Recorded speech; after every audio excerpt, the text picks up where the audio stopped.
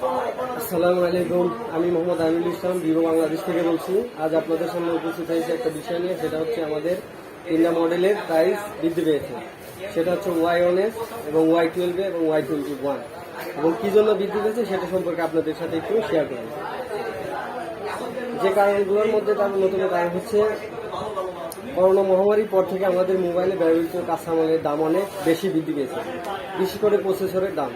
শুধু mobile industry নয়, অন্যান্য অনেক ইন্ডাস্ট্রি অনেক কিছু বৃদ্ধি পেয়েছে, যা আপনারা খেয়াল করলে দেখে থাকবেন।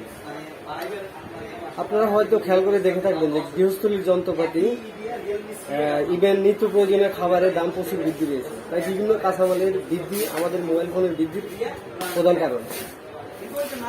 আপনারা যদি পার্শ্ববর্তী দেশ ভারত কিংবা পাকিস্তান খেয়াল করে দেখেন, সেখানে ভিভো, অপ্পো সহ সকল ফোনের দাম বৃদ্ধি পেয়েছে।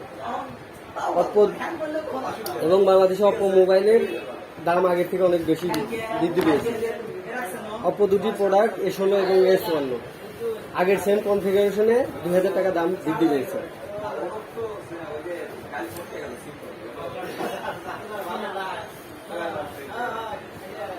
বর্তমান দাম বৃদ্ধির কারণে আমাদের প্রোডাক্ট শর্টেজ দেখা দিচ্ছে, যার কারণে অনেক জায়গায় আমাদের স্টক কম দেখাচ্ছে।